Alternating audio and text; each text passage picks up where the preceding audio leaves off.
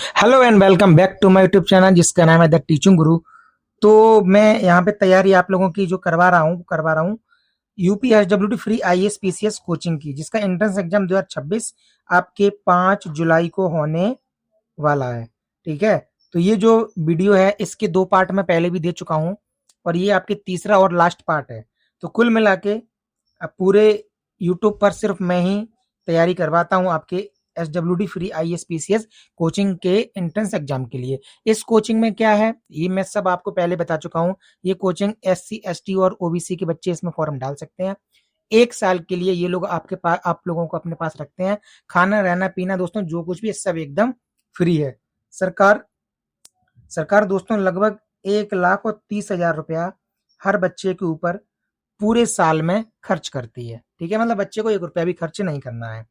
तो मैं आपको बता दूं, ये जो वीडियो होने वाली है ये आपके यूपी स्पेशल की वीडियो होने वाली है। यूपी स्पेशल का मतलब उत्तर प्रदेश जीके, यानी कि यूपी का जो भी इसमें आपको जो दिया है 9 नंबर का आएगा वो सब आपका इसी में से आ जाएगा। इससे पहले मैं आपको बता दूं, पिछली बार एंट्रेंस एग्जाम जब हुआ था तो मैंने उसमें एंट्रेंस एग्जाम से 2 या 3 दिन पहले एक वीडियो डाली थी, जिस वीडियो में से ही 4 क्वेश्चन एक वीडियो में से ही फंसे थे। और उस वीडियो को देख के इस वाली वीडियो में दोस्तों मैंने इतना कंटेंट दिया है। अब आप कहोगे कि यार ये तो बहुत ज़्यादा पेजेस हो जाएंगे, तो आपकी जानकारी के लिए बता दूं, टोटल 18 पेजेस हैं ये दोस्तों। ठीक है, टोटल 18 पेजेस में आप लोगों को पूरा जो 9 नंबर का है, 9 में से मेरी होप है कि 7 नंबर तो दोस्तों आपको इसमें से देखने को मिल ही जाएंगे, क्योंकि मैंने 3 बार खुद ये एग्जाम दिया है और तीनों बार मैंने ये एग्जाम क्वालिफाई किया है, जिसमें 2 बार दोस्तों मैंने कोचिंग की है, 1 बार मैंने कोचिंग नहीं की है। तो चलिए देखो, पहली जो वीडियो पहले और दूसरे पार्ट मैंने आपको करवा दिए थे, कहाँ तक करवाए थे देखते हैं। महाजनपद दोस्तों मैंने करवा दिया था। लोक नृत्य भी मैंने आपको करवा दिए थे। उत्तर प्रदेश का बजट, हाँ बजट मैंने आपको करवा दिया था। ठीक है, उत्तर प्रदेश के खनिज भी मैंने करवा दिए थे। उत्तर प्रदेश के ये जो खनिज संसाधन वाले जिले हैं यहाँ मैंने आपको नहीं करवाया था। ठीक है, अगर आपको वीडियो अच्छी लगे तो वीडियो को लाइक करके जाना, चैनल को सब्सक्राइब करके भी जाना। दोस्तों मैं इसी कोचिंग से पढ़ के ही खुद सिलेक्शन पाया हूँ और आज मैं गवर्नमेंट टीचर हूँ और लोअर पीसीएस का भी मेरा मेंस लगा है। तो विश्वास मानिए, अगर आप इस कोचिंग में एक बार आ जाते हैं तो आपका कहीं ना कहीं सिलेक्शन हो ही जाएगा। इसके लिए फीस जो मैंने रखी थी, जो दो दोस्तों पेड ग्रुप में मैंने इसके लिए फीस रखी थी, वो मैंने रखी थी 500 रुपये, लेकिन अब मैंने उसको घटा के 400 रुपये कर दिया, 399। ऑलरेडी इसमें 11 बच्चे इनरोल हो चुके हैं। आप भी इसमें इनरोलमेंट पाइए और अपने जो 1,30,000 रुपये सरकार आपके ऊपर खर्च कर रही है वो आप इस लायक बन जाएंगे अगर आप सिलेक्शन हो पा जाएंगे। मेरिट में अगर आपका आ जाएगा तो आप इतना कर ले जाएंगे कि पूरे 1 साल के लिए आपको रहना खाना रहना खाना और दोस्तों लाइब्रेरी क्लासेस सब आपको फ्री मिलेंगी। ठीक है, तो बाकी की बातें हम चलती वीडियो पर भी कर लेंगे। चलिए आज हम शुरू करते हैं। देखो, आज की क्लास शुरू करते हैं, 1 सेकंड रुकिएगा। उत्तर प्रदेश के खनिज संसाधन वाले जिले। तो देखो, सबसे पहले तो आप लोग ये जान लीजिए, यूपी में जो अभी जो खनिज नीति चल रही है, ठीक है, वो अभी जो सबसे पहले लागू हुई थी वो वाली नहीं है। तो इसके बारे में जान लेते हैं। उत्तर प्रदेश में कुल 12 जिलों को खनिज बालू क्षेत्र घोषित किया गया है। आपसे यही पूछ लेगा, उत्तर प्रदेश में नवीन खनिज नीति के अनुसार कितने जिलों को खनिज बाहुल्य क्षेत्र घोषित किया गया है? तो आपको पता होना चाहिए कि 12 जिलों को। ठीक है, 12 जिलों को। पहले राज्य में केवल 10 जिले ही इस श्रेणी में शामिल थे, लेकिन बाद में सरकार द्वारा सूची को संशोधित कर इसमें 2 और जिलों को जोड़ा गया, जिससे अब कुल संख्या 12 हो गई है। ये सभी जिले मुख्य रूप से उत्तर प्रदेश के दक्षिणी पठारी और बुंदेलखंड विंध्याचल क्षेत्र के अंतर्गत आते हैं। ठीक है, मैं आप लोगों को वीडियो में कोई भी फालतू की चीज नहीं बताऊंगा, डिट्टू एक एक पॉइंट मैं आपको बताऊंगा। ठीक है, आप लोग मुझ पर टेस्ट कर सकते हैं। ये एंट्रेंस एग्जाम मैंने 3 बार क्वालिफाई किया है। ठीक है, आगरा में मैंने दोस्तों कोचिंग की है, फिर मैंने लखनऊ भागीदारी भवन में भी कोचिंग की है और अब मैं बिहार में टीचर हूँ। तो खुद खुद भी मैं सिलेक्टेड हूँ। आप लोग मुझसे दोस्तों कर सकते हो। पिछली बार मैंने 500 रुपये में ही पढ़ाया था, इस बार भी मैंने 500 रुपये में स्टार्ट किया, लेकिन अब आपका टाइम थोड़ा कम रह गया है, इसलिए मैंने 500 को 400 रुपये मैंने कर दिया है। ठीक है, जिसको भी अगर मेरे साथ पेड बैच में जुड़ना हो जिसको भी मेरे साथ पेड बैच में जुड़ना हो तो मैं अपना नंबर आप लोगों को बता दे रहा हूँ, 91 93 64 89 31। ठीक है दोस्तों, 91 93 64 89 31। आप इस नंबर पे मुझ पे व्हाट्सएप से मुझसे बात आप लोग मुझसे कर सकते हैं। ठीक है, चलिए अब मैं आपको बता दूं इसके लिए कि सबसे पहले आप देख सकते हैं सोनभद्र। ठीक है, तो कुल मैंने आपको दोस्तों बताए थे 12 जिले। ठीक है, कि जो उत्तर प्रदेश की नई जो संशोधन नीति है आपकी, नई जो नीति है दोस्तों, वो 2017 में आई थी, 2017 में आई थी। ठीक है, और 2017 में आने के बाद इसमें हुआ क्या, इसमें हुआ कि पहले जो सिर्फ 10 जिले खनिज बाहुल क्षेत्र में जाने जाते थे, अब उनकी संख्या हो गई है 12। आखिर वो 12 जिले हैं, 12 जिले दोस्तों कौन कौन से हैं? ठीक है, चलिए, तो सोनभद्र, ललितपुर, मिर्जापुर, बांदा, महोबा, हमीरपुर, झांसी, प्रयागराज। ठीक है, ये 8 हो गए। तो इसके बारे में हम 4 और जान लेते हैं। सहारनपुर, चंदौली, चित्रकूट और जालौन। तो ये दोस्तों कुल मिला के आपके 12 ऐसे जिले हो गए हैं जिनको खनिज बाहुल क्षेत्र यूपी में घोषित किया गया है। ठीक है, अब इनके बारे में जान लेते हैं आखिर इन सभी जिलों की खासियत क्या है, मतलब इसमें क्या क्या इसमें पाया जाता है। तो देखो दोस्तों, सोनभद्र में क्या पाया जाता है? सोनभद्र में पाया जाता है कोयला, चूना पत्थर और डोलोमाइट। मैंने साथ में फोटो भी लगा रखा है। इसके बाद देखो ललितपुर में सबको पता है यूरेनियम। ललितपुर आपके यूरेनियम के लिए फेमस है। मिर्जापुर, मिर्जापुर में चूना पत्थर, संगमरमर, बलुआ पत्थर मिर्जापुर में पाई जाती है। बांदा, यूपी का एकमात्र ऐसा जिला जिसमें आपके हीरा भी निकलता है, हीरा की खदान है वो आपके बांदा। ठीक है, आपको इसका स्क्रीनशॉट ले लेना है, नहीं तो अगर आपको ये पूरी पीडीएफ चाहिए तो आप दिए गए नंबर पे मुझसे संपर्क कर सकते हैं। प्रयागराज, प्रयागराज में कांच बालू, सिलिका सैंड जिसे कहते हैं, ग्रेनाइट, डाइस्पर, पायरोफिलाइट, ये आपके झांसी में पाया जाता है। ललितपुर के जो ऊपर लगा है झांसी। हमीरपुर, पायरोफिलाइट जिप्सम, ये आपके हमीरपुर में पाया जाता है। महोबा, महोबा ग्रेनाइट और डाइस्पोर। जालौन में आपके पाया जाता है बालू, मोरंग। ठीक है, चित्रकूट में पाया जाता है कांच बालू, कांच बालू आपके प्रयागराज में भी पाया जाता है। चंदौली में पाया जाता है बॉक्साइट। ठीक है दोस्तों, आपके लोहे का अयस्क। इसके अलावा हम बात कर लेते हैं सहारनपुर की। देखो सहारनपुर में क्या है, इसको थोड़ा जूम कर लेते हैं। सहारनपुर में क्या है, यह एकमात्र उत्तरी जिला है जो शिवालिक तलछटी में स्थित होने के कारण बोल्डर, बजरी और बालू जैसे उप खनिजों के लिए इस श्रेणी में लगाया गया है। ठीक है, तो कुल मिला के आप लोगों को याद रखना है कि इसमें से ज्यादा नहीं, इसमें से दोस्तों सिर्फ एक ही क्वेश्चन पूछता है कि मतलब पूछ लेगा कि उत्तर प्रदेश से के कुछ जिले, मतलब किस जिले से क्या प्राप्त होता है। जैसे कि मान लो सपोज कर लो उसने आपसे पूछ लिया कि उत्तर प्रदेश के किस जिले से हीरा प्राप्त होता है, तो आपको पता होगा कि बांदा। ठीक है, चलिए अब हम आगे बात करते हैं उत्तर प्रदेश के ऊर्जा संसाधन। ये दोस्तों कई बार ये पूछ लेता है, इसमें से एक क्वेश्चन आपसे पूछता है। तो चलिए तो थोड़ा जूम करके देखते हैं तो आप लोगों को अच्छे समझ में आएगा। तो तापीय ऊर्जा संसाधन यानी थर्मल एनर्जी, प्रदेश की कुल विद्युत क्षमता में तापीय ऊर्जा का हिस्सा सबसे ज्यादा है। यानी आप लोग देख सकते हो कि प्रदेश में जो भी विद्युत ऊर्जा का उत्पादन होता है उसमें थर्मल जो एनर्जी आपकी तापीय ऊर्जा है उसका हिस्सा सबसे ज्यादा है। यह मुख्यतः कोयला और गैस पर आधारित है। ठीक है, चलिए इसके बारे में आगे बात करते हैं। राज्य विद्युत उत्पादन निगम के प्रमुख संयंत्र आपके कहाँ कहाँ हैं? तो अनपरा ताप विद्युत संयंत्र ये आपके सोनभद्र जिले में है, डायरेक्ट पूछेगा। ठीक है, ओबरा ताप विद्युत गृह जो आपके संयंत्र है वो कहाँ पर है? यह भी सोनभद्र में स्थित है और इसे रूस के सहयोग से स्थापित किया गया है। आपसे पूछ लेगा उत्तर प्रदेश के सोनभद्र में स्थित ओबरा ताप विद्युत गृह का निर्माण किस दूसरे देश के सहयोग से किया गया था? तो आपको पता होना चाहिए कि रूस के सहयोग से किया गया था। चलिए अब इसके बाद में हम लोग देख लेते हैं हरदुआगंज ताप विद्युत गृह। यह अलीगढ़ जिले में स्थित है। यह प्रदेश का सबसे पुराना 1942 में स्थापित ताप विद्युत गृह है। यही पूछ सकता है कि उत्तर प्रदेश का सर्वाधिक पुराना ताप विद्युत गृह कौन सा है या कहाँ स्थित है। अब देखो दोस्तों, परीक्षा में कौन सा पूछा गया था? परीक्षा में पूछा गया था पारीक्षा ताप विद्युत गृह, झांसी जिले में बेतवा नदी के पास स्थित है।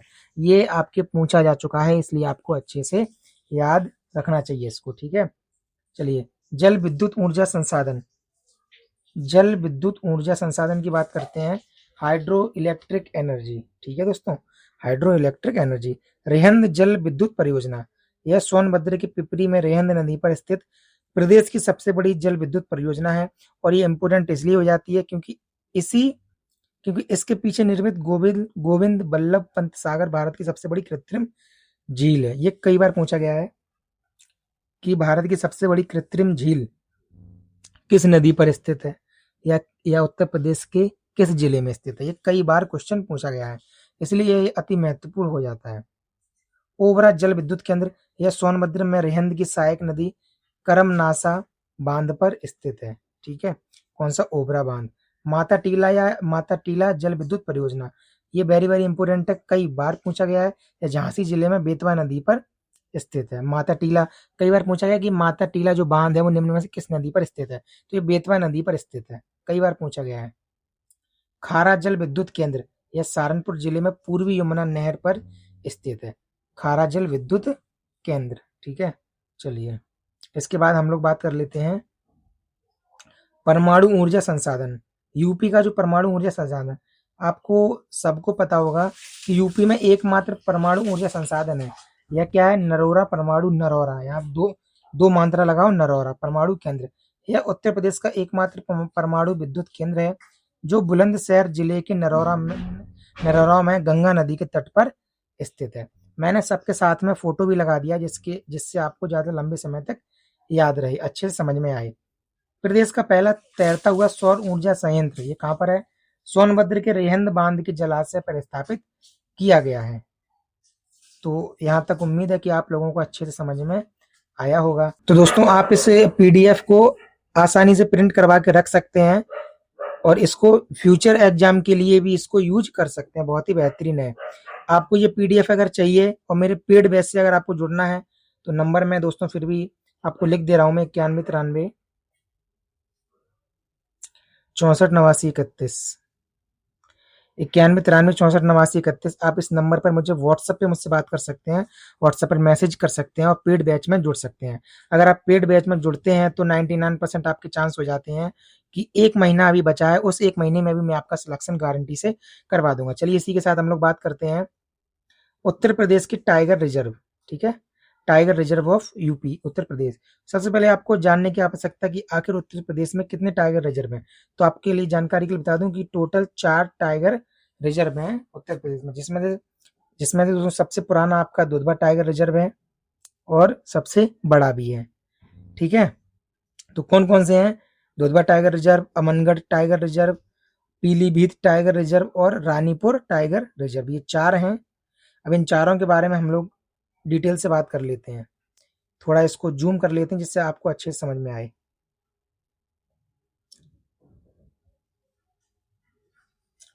चलिए दुधवा टाइगर रिजर्व की हम लोग बात करते हैं। सन 1965 में इसे सबसे पहले सोनारीपुर वन्यजीव अभ्यारण्य के रूप में अधिसूचित किया गया था।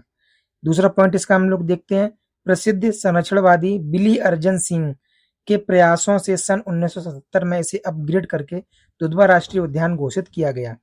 यह आज भी उत्तर प्रदेश का एकमात्र राष्ट्रीय उद्यान है। ठीक है दोस्तों, टाइगर रिजर्व तो है ही, लेकिन यूपी का एकमात्र ये नेशनल पार्क भी। आपको पूछ ले यूपी का एकमात्र नेशनल पार्क कौन सा है, तो आपको पता होना चाहिए कि दुधवा टाइगर रिजर्व। चलिए, अच्छा एक बार एक क्वेश्चन ये पूछा गया था कि निम्न में से किस टाइगर रिजर्व, पूछा गया था निम्न में से बिली अर्जन सिंह का संबंध निम्न में से किस टाइगर रिजर्व से है। ठीक है, तो आपको पता होना चाहिए कि दुधवा टाइगर रिजर्व से है। चलिए इसके बाद हम लोग देखते हैं, इसके बाद इसके आसपास के क्षेत्रों को जोड़ा गया। किशनपुर वन्यजीव अभ्यारण्य जिसकी स्थापना 1972 में हुई थी। कतरनिया घाट वन्यजीव अभ्यारण्य 1975, ये यूपी पीसीएस 2023 में पूछा जा चुका है प्रीलिम्स में। और को दुधवा नेशनल पार्क के साथ मिलाकर 1987-88 में दुधवा टाइगर रिजर्व की स्थापना की गई। यानी कि पूछ लेगा, ये पूछा भी गया है कि दुधवा टाइगर रिजर्व किन 3 वन्यजीव अभ्यारण्य को मिलकर बनाया गया। तो किशनपुर, कतरनिया घाट और दुधवा, इन तीनों को मिलाकर दुधवा टाइगर रिजर्व को बनाया गया है। अब देखो स्थान इसका कहाँ है, इसका स्थान है लखीमपुर खीरी और बहराइच। ये इतना बड़ा है कि ये 2 शहरों में फैला है, लखीमपुर खीरी और बहराइच। अब इसके पास से कौन सी नदी बहती है? मोहना नदी और सुहेली नदी। ठीक है, मोहना नदी और सुहेली नदी इसके पास से बहती हैं। अब इससे ज्यादा डीपली में और ज्यादा पढ़ने की जरूरत है नहीं, कि आपके एग्जाम का लेवल इतना है कि इससे ज्यादा डीपली नहीं जाएगा। अब हम बात करते हैं Amangarh tiger reserve. Amangarh tiger reserve. वर्ष 2000 में जब उत्तर प्रदेश से अलग होकर उत्तराखंड राज्य बना, तब जिम कॉर्बेट नेशनल पार्क का मुख्य हिस्सा उत्तराखंड में चला गया। ठीक है, जो मुख्य हिस्सा था वो उत्तराखंड राज्य में चला गया, लेकिन जो कुछ हिस्सा बचा था उसी कुछ हिस्से को अमनगढ़ टाइगर रिजर्व घोषित कर दिया। कब?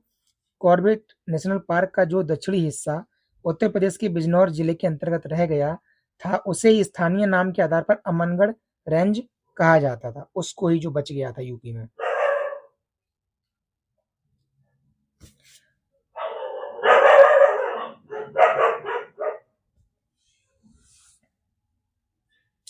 टाइगर रिजर्व के रूप में स्थापना। उत्तर प्रदेश सरकार ने इस क्षेत्र के महत्व को देखते हुए 9 जून 2012 को इसे औपचारिक रूप से एक स्वतंत्र टाइगर रिजर्व के रूप में अधिसूचित किया। कब? 9 जून 2012 को अमनगढ़ टाइगर रिजर्व दोस्तों घोषित कर दिया गया। इसका स्थान क्या है? बिजनौर।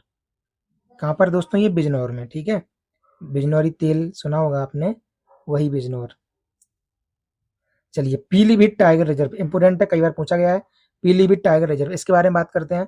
आरक्षित वन का इतिहास, यानी कि केंद्र सरकार ने इसे 2008 में सैद्धांतिक मंजूरी दी थी, यानी कागजों पर। इसके बाद फरवरी 2014 में इसे वन्यजीव अभ्यारण्य और अंतिम रूप से 9 जून 2014 को इसे भारत का 45वां टाइगर रिजर्व अधिसूचित किया गया। स्थान, यह उत्तर प्रदेश के पीलीभीत और शाहजहांपुर जिलों के अंतर्गत भारत नेपाल अंतर्राष्ट्रीय सीमा पर स्थित है। ठीक है, तो पीलीभीत टाइगर रिजर्व ऐसा है जो उत्तर प्रदेश और नेपाल, यानी कि भारत और नेपाल की अंतर्राष्ट्रीय सीमा पर स्थित है। कहाँ कहाँ पर? पीलीभीत और शाहजहांपुर। ठीक है, चलिए अब हम बात करते हैं नदियां। तो नदियां, शारदा नदी और घाघरा नदी इसके उत्तरी और दक्षिणी भाग से होकर बहती हैं। आखिर ये बार बार पूछा क्यों गया पीलीभीत टाइगर रिजर्व? तो दोस्तों, अंतर्राष्ट्रीय उपलब्धि इसको प्राप्त है TX2 अवार्ड। TX2 का मतलब दोस्तों, पहले इसमें जो अब देखो TX2 अवार्ड होता क्या है, तो वैश्विक गौरव का ये पल है। पीलीभीत टाइगर रिजर्व को वर्ष 2020 में प्रतिष्ठित अंतर्राष्ट्रीय TX2 पुरस्कार से नवाजा गया था। आखिर है क्या ये पुरस्कार? तो इस पुरस्कार क्यों दिया जाता है? इस रिजर्व ने केवल 4 वर्षों यानी 2014 से 2018 के भीतर अपनी बाघों की आबादी को 25 से बढ़ाकर 65 कर दिया था, जो विश्व स्तर पर बाघ संरक्षण की एक बड़ी मिसाल माना गया। इसलिए इसको TX2 अवार्ड दिया गया। टी माने टाइगर, दोगुने से भी ज्यादा। हाल ही में दोस्तों अब ये TX2 अवार्ड तमिलनाडु के साईमंगलम टाइगर रिजर्व को भी मिल चुका है। इसमें देखो लिखा है सत्यमंगलम टाइगर रिजर्व, ये तमिलनाडु का है को, और यह पुरस्कार 2022 में मिल चुका है। ठीक है, तो अगर पूछ ले कि TX2 पुरस्कार किसे मिला है और ऑप्शन में अगर ये दोनों है तो दोनों को ही आपको लगाना है। चलिए अब हम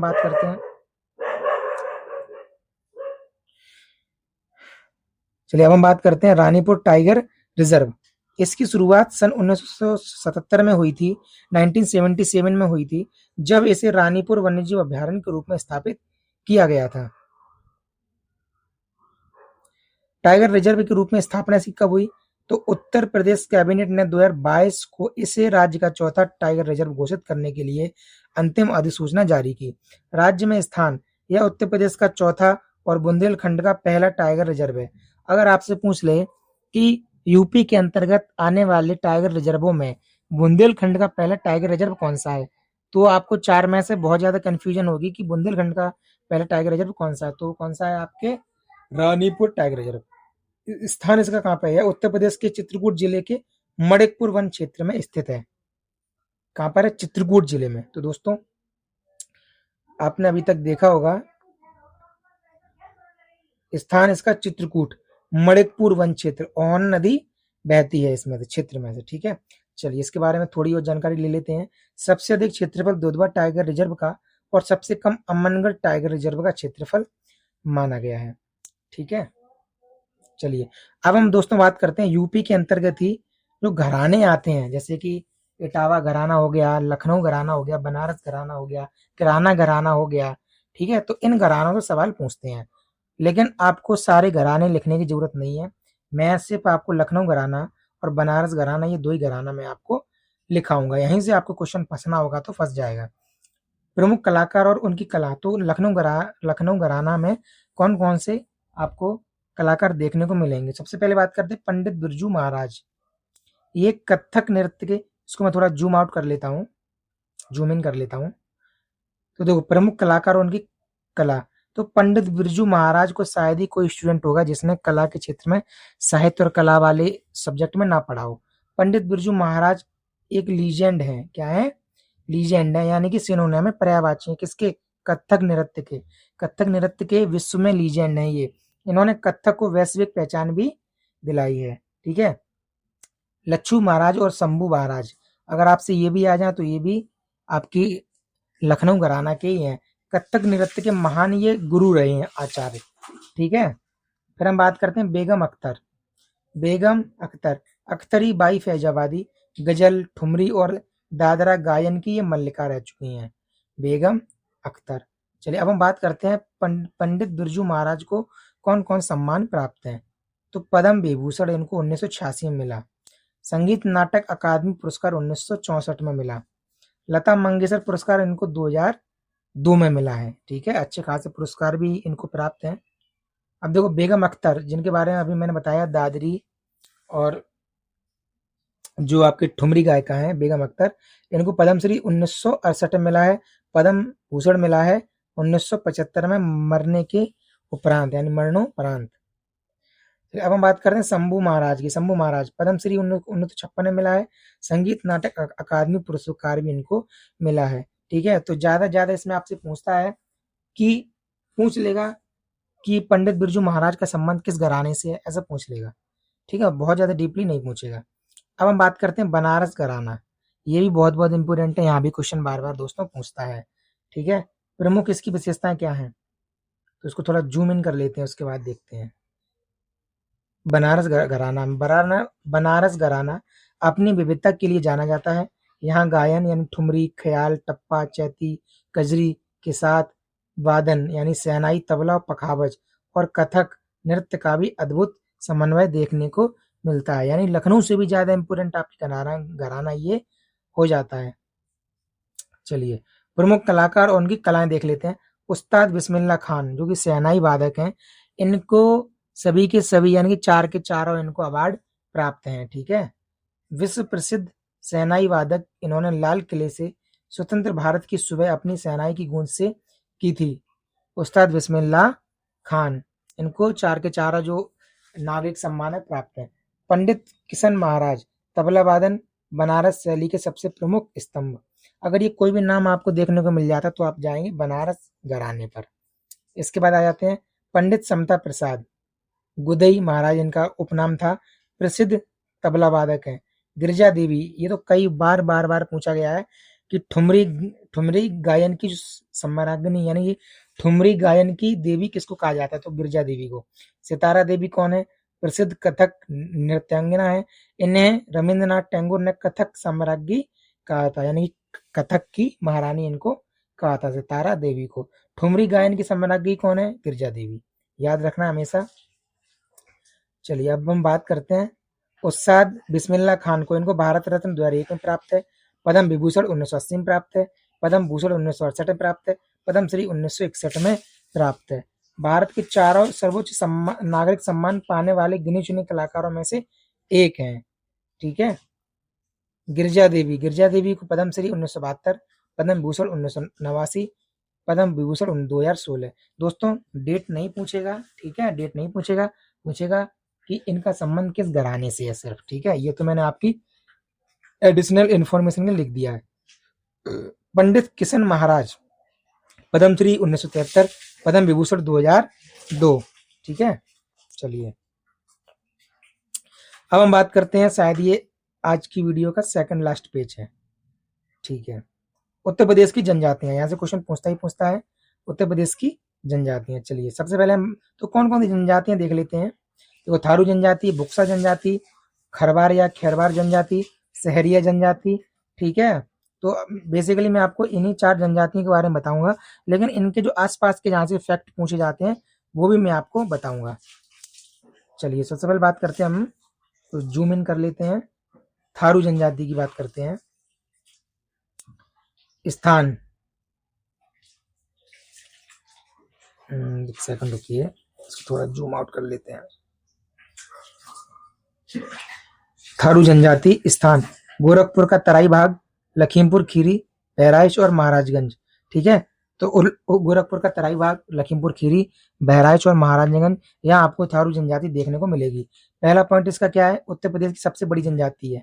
ठीक है, दिवाली को शोक पर्व के रूप में मनाते हैं। ये तो क्वेश्चन सीजीएल में अभी पूछा, एसएससी में, यूपी में भी पूछा है। ये तो पता नहीं कितने बार क्वेश्चन पूछ चुका है कि कौन सी जनजाति दिवाली को शोक के रूप में मनाती है, तो कौन सी हो जाएंगे, थारू जनजाति। ठीक है, इनमें बदला विवाह यानी शादी के बदले शादी और लठ बरवा भोज की प्रथा है। अब दोस्तों आपको बताओ लठ बरवा भोज क्या होता है। तो शादी के विवाह शादी तो आप समझ गए, शादी के बदले शादी। लठ बरवा भोज दोस्तों, इसमें जब भी कोई लड़की विधवा हो जाती है तो उसका जब दूसरा विवाह उसका किया जाता है, तो उस विवाह में जब लोगों को भोज दिया जाता है, उस भोज को कहते हैं लठ बरवा भोज। ठीक है, तो आपसे ये भी पूछ सकता है कि निम्न में से किस जनजाति का संबंध लठ बरवा भोज से है, तो आपको पता होगा कि आपके दोस्तों थारू जनजाति। ठीक है, सबसे बड़ी बात, लखीमपुर खीरी में इनके लिए एक महाविद्यालय स्थापित किया गया है। थारू समाज पारंपरिक रूप से मात्र सत्तात्मक रहा है। ठीक है, तो इससे ज्यादा इसके बारे में और ज्यादा डिटेल में नहीं पूछेगा। चलिए, बुक्सा जनजाति हम लोग बात कर लेते हैं। बुक्सा जनजाति, स्थान बिजनौर। यह जनजाति मुख्यतः बिजनौर जिले में पाई जाती है। इनका संबंध पतवार राजपूत वंश से माना जाता है। ये पूजा किसकी करते हैं, तो ये क्वेश्चन पूछा गया है। इनकी पूज्य देवी काशीपुर की चामुंडा देवी है। ठीक है दोस्तों, कौन है, चामुंडा देवी। बुक्सा जनजाति है वो चामुंडा देवी की पूजा करती है। चलिए, बुक्सा जनजाति में बुक्सा जनजाति विकास परियोजना 1983-84 में शुरू की गई थी। चलिए, अब हम बात करते हैं खरवार या खैरवार जनजाति। खरवार या खैरवार जनजाति, स्थान इसका सोनभद्र, बलिया, गाजीपुर, देवरिया, वाराणसी। यह अत्यंत क्रोधी और शारीरिक रूप से मजबूत जनजाति है। इनका प्रमुख पारंपरिक नृत्य कर्मा नृत्य। ये बात पूछी गई है कि कर्मा नृत्य कौन सी जनजाति करती है, तो खरवार या खैरवार जनजाति करती है। ठीक है, सहरिया जनजाति, स्थान ललितपुर। वही ललितपुर जहां से आपके कॉपर और यूरेनियम निकाला जाता है। अब देखो परीक्षा में आने लायक जो फैक्ट है जरा उनको और देख लीजिए एक बार। परीक्षोपयोगी विशिष्ट तथ्य। ठीक है, तो उत्तर प्रदेश जनजाति विकास निगम की स्थापना, इसके बारे में जान लेते हैं। इसकी स्थापना 1975 में की गई थी और 1975 में आपके कतरनिया घाट वन्यजीव अभ्यारण्य की भी स्थापना की गई थी। ठीक है, याद रखना, ताकि इन जनजातियों को कृषि एवं कुटीर उद्योगों के लिए ऋण यानी लोन दिया जा सके। इसलिए उत्तर प्रदेश जनजाति विकास निगम की स्थापना 1975 में की गई। शून्य जनजाति आबादी वाले जिले, तो उत्तर प्रदेश के 2 जिलों यानी अयोध्या और जालौन में एक भी अनुसूचित जाति यानी एसटी का व्यक्ति निवास नहीं करता है। ठीक है, क्या ये बात आपको पहले पता थी। ठीक है, नहीं पता हो तो ये आपकी इंफॉर्मेशन में इजाफा हो रहा है। तो वीडियो अभी तक आपको अगर अच्छी लगी हो तो वीडियो को लाइक कर दें और चैनल पर नए हो तो चैनल को सब्सक्राइब भी कर दीजिए। अनुसूचित जनजाति संग्रहालय, उत्तर प्रदेश सरकार द्वारा थारू संस्कृति को सहेजने के लिए इमिलिया कोडार, ये कहाँ पे, बलरामपुर में प्रदेश का पहला थारू जनजातीय संग्रहालय स्थापित किया गया। कहाँ पर किया गया, बलरामपुर। याद रखना, संग्रहालय बलरामपुर में, संग्रहालय बलरामपुर में और महाविद्यालय लखीमपुर में। ठीक है, याद रखना। देखो यहाँ पे मैंने आपको बताया था लखीमपुर खीरी। ठीक है, याद रखना, दोनों के दोनों, कोई भी पूछा जा सकता है। चलिए, इसके बाद हम लोग बात करते हैं संविधान और उत्तर प्रदेश की सूची। उत्तर प्रदेश की एसटी सूची। उत्तर प्रदेश में वर्तमान में कुल 12 अनुसूचित जनजातियां आधिकारिक रूप से सूचीबद्ध हैं। 2003 से पहले ये केवल 2 थी। आपसे यही पूछ लेगा उत्तर प्रदेश में कितनी अनुसूचित जनजातियां मतलब उसमें लिस्ट में यानी लिखित रूप से हैं यूपी में, पता होना चाहिए कि 12 जनजातियां। चलिए, अब हम बात करते हैं आज के लास्ट पेज की तरफ। उससे पहले मैं आपको बता दूं मेरा जो कॉन्टैक्ट नंबर है 9193 64 89 31, 9193 64 89 31। मेरे जो कोर्स की फीस है वो मात्र 400 रुपये है। ठीक है, लगभग 33-34 दिन बचे हैं। तो इन 33-34 दिन में दोस्तों मैं आपको मॉक टेस्ट दूंगा। ठीक है, कई सारे मॉक टेस्ट दूंगा, उनका एनालिसिस करवाऊंगा इस पेड ग्रुप में। इसके अलावा मैं जो भी जैसे कि मान लो अभी तो मैंने आपको ये पढ़ा दिया यहाँ पर, लेकिन आपको इसकी पीडीएफ यहाँ नहीं मिलेगी। पीडीएफ आपको इसकी यहाँ नहीं मिलेगी। पेड ग्रुप में मैं जो भी आपको पढ़ाऊंगा उसका डिस्कशन मैं करूंगा आप लोगों से, उसको मैं आपको याद करवाऊंगा, ठीक है। फुल मेरा जो 3 बार का ये एंट्रेंस एग्जाम निकालने का जो एक्सपीरियंस है वो मैं आपके साथ शेयर भी करूंगा। यानी कि 400 रुपये में आप आपके एक होप आप खरीद लेंगे मुझसे कि आपका सिलेक्शन होगा जरूर। चलिए अब हम बात करते हैं यूपी स्पेशल और आज की वीडियो का लास्ट टॉपिक क्या है? उत्तर प्रदेश जनगणना 2011। यहाँ से क्वेश्चन पूछा ही पूछा जाता है, और यहीं से नहीं, यूपी के हर किसी एग्जाम में। चलिए जनसंख्या की सबसे पहले बात करते हैं। कुल जनसंख्या कितनी है? 19.98 करोड़। ये अभी की नहीं है, अभी तो लगभग 24-25 करोड़ है, ठीक है। तो ये जो जनसंख्या यूपी की है वो है 19.98 करोड़, लगभग 20 करोड़, जो भारत की कुल जनसंख्या का 16.51% है, 16.51% है। पुरुष लगभग कितने हैं? 52.28%। महिलाएं कितनी है? 47.72%। दशकीय वृद्धि दर 2001 से 11 के दौरान उत्तर प्रदेश की दशकीय जनसंख्या वृद्धि दर 20.22%, 22% थी, जो राष्ट्रीय औसत 17.7 से अधिक थी। यानी कि जनगणना 2011 में क्या हुआ था कि पूरे राष्ट्र ने, जो पिछली जनगणना के अनुसार पूरे देश ने तरक्की की थी, कितनी? 17.7% जनसंख्या में। तो उत्तर प्रदेश ने की थी 20.22%। सर्वाधिक जनसंख्या वृद्धि वाला दर कौन सा था? सर्वाधिक जनसंख्या वृद्धि दर वाला जिला कौन सा था? गौतम बुद्ध नगर। न्यूनतम वृद्धि दर वाला जिला कौन सा है? कानपुर नगर। याद रखना, डायरेक्ट फैक्ट है, डायरेक्ट पूछा जाएगा। लिंगानुपात, उत्तर प्रदेश का लिंगानुपात 912 है। राष्ट्रीय लिंगानुपात कितना था? 943। तो इसमें हम लोग क्या है? लिंगानुपात में हम लोग कम है और जनसंख्या वृद्धि दर में हम लोग ज्यादा है। शिशु लिंगानुपात कितना है? 902 पूछा गया है, याद रखना। और ये 943 तो कई बार पूछा गया है। सर्वाधिक लिंगानुपात वाले जिले कौन सा है? जौनपुर। सबसे कम गौतम बुद्ध नगर। सबसे ज्यादा जौनपुर का, सबसे कम का गौतम बुद्ध नगर, ठीक है। चलिए अब बात करते हैं साक्षरता दर, यानी कि लिटरेसी रेट, साक्षरता दर। कुल साक्षरता दर कितनी है? उत्तर प्रदेश की कुल साक्षरता दर है 67.22। पुरुष की है 77.30, महिला की है 57.18। ठीक है। शायद मैं आपको जल्दी लग रहा होगा कि मैं आपको जल्दी पढ़ा रहा हूँ, तो आप वीडियो को थोड़ा स्लो कर लीजिए, उसको वीडियो को रुक रुक के देखिएगा, लेकिन देखिएगा जरूर, याद जरूर कीजिएगा, क्योंकि मैं नहीं चाहता हूं कि पढ़ने के बाद भी आप का सिलेक्शन नहीं हो, ठीक है। मुझसे पढ़ने के बाद भी अगर आपका सिलेक्शन नहीं हुआ तो इसमें दुख आपसे ज्यादा मेरा होगा। सर्वाधिक साक्षरता वाले जिले, गौतम बुद्ध नगर सर्वाधिक साक्षरता वाला जिला। न्यूनतम साक्षरता वाले जिले वही है जिसमें गौतम बुद्ध ने चिल्ला चिल्ला के सबसे ज्यादा उपदेश दिए, और वही लोग पढ़ने में सबसे पीछे, यानी कि श्रावस्ती। सबसे कम, यहाँ पुरुषों और महिला दोनों में साक्षरता सबसे कम है। चलिए अब बात करते हैं ग्रामीण और नगरीय जनसंख्या। तो ग्रामीण जनसंख्या, यूपी की कुल आबादी का 77.73% गांव में रहता है। जनसंख्या के मामले में देश में सबसे बड़ी ग्रामीण आबादी यूपी में ही रहती है। नगरी यानी शहरी जनसंख्या की बात करें तो कुल आबादी का 22.27 हिस्सा शहरों में रहता है। सर्वाधिक नगरीय जनसंख्या प्रतिशत गाजियाबाद में, सबसे कम श्रावस्ती में।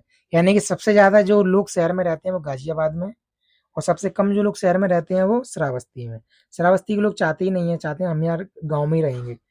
अब देखो, अनुसूचित जनजाति एसटी के बारे में कुछ हम लोग जान लेते हैं।